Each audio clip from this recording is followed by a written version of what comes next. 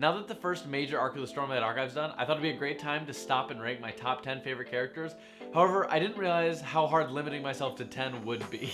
Hello World Hoppers, welcome to Cosmere Horizons, your one-stop shop for everything Cosmere. This video will have spoilers for books 1 through 5, like major spoilers, so if you haven't read them, click off now. Starting us off in 10th place, we have Wit/Hoid. I don't know if he would have made this list if it wasn't for how much we got of him in Wind and Truth, and I loved everything we got with him in Wind and Truth.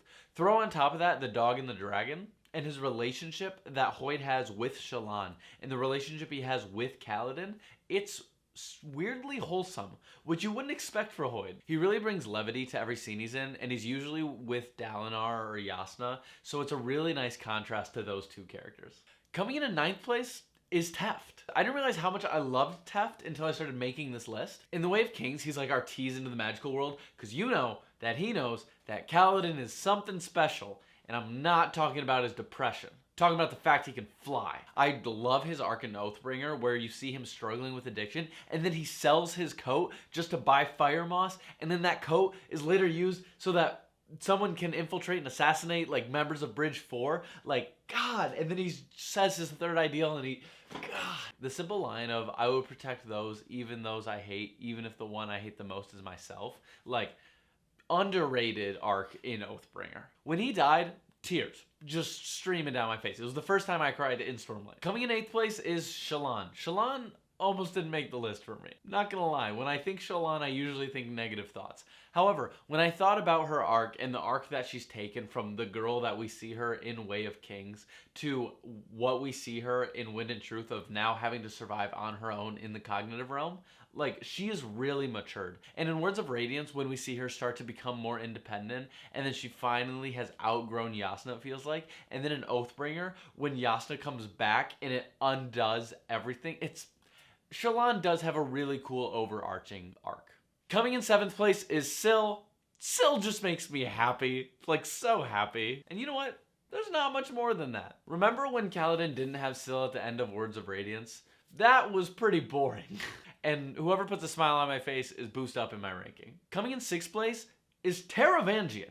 I was not expecting me to love him as a villain. At the end of Rhythm of War, when he picked up Odium, I was really concerned. Because in my mind, Taravangian this whole time has been, how can I save as many people as I can? The cost doesn't really matter, but how can I save as many people as he can? And as soon as he became Odium, I'm like, well, the war's done now, ain't it? But the Wind and Truth interludes did such a good job of showing who Taravangian actually is without taking him in a completely different direction that we wouldn't have seen coming. It built him up, but it didn't feel like any retconning was happening, and I absolutely loved that. Also, I love the contrast and comparison between Taravangian and Dalinar. In Rhythm of War, there's a chapter that's just them having a conversation for a chunk, and it's beautiful. They're like comparing their values. It's so nice. Coming in 5th place, Navani Kholin. She is just so mother. Oh, I just feel safe when she's on the page. Like... She's gonna be like grandma status in the second arc. If she dies in between books 5 and 6, Brandon Sanderson, I will not forgive you. I love where we see her in the prologue of Rhythm of War, and then at the end of Rhythm of War, and seeing the contrast of how Dalinar and Gavilar both talk to Navani at different times. Oh, and how she's grown to be... Oh, I love seeing how her character has changed from Way of Kings to Wind and Truth, and just the arc that she's gone on. While being the same person, she's really dynamic, and I absolutely adore Navani. Coming in 4th place, we have Szeth Son Neturo. Basically the first main character we had a POV of. I'm not counting Collect. Szeth just has this thing about him. Szeth is just so cool. You remember when he cut a Thunderclast in half? Because I do. I think about that every day. And his arc in Wind and Truth, like, come on, it's so good. And how he's gone from taking order after order after order, whether it was a kid and he was just trying to do what was right, whether it was the Oath Stone that he just followed orders blindly, or whether it was just committing himself to Dalinar, seeing him finally skip the 4th ideal, which is absolutely insane, and then swear that 5th ideal, become the law, and take a hold of his life for once.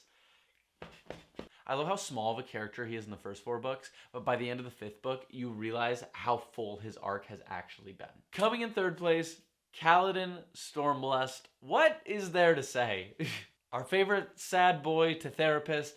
Now that I've had time to think about it, I really like the direction his character was taken in Wind and Truth. And I think it just fully closes out his arc so well. He definitely has the most complete arc out of any characters throughout the 5 books. He's definitely our main character, and I absolutely love that. Seeing him go from slave to Herald is just such a perfect arc, and I absolutely love it. I cannot wait to see what the future holds for Kaladin Stormblessed. I love him. He's great. The only thing holding him back from number 1 and 2 for me is that I feel like his POV is boosted heavily by Syl, and I don't know how much I would love reading it if it was just him.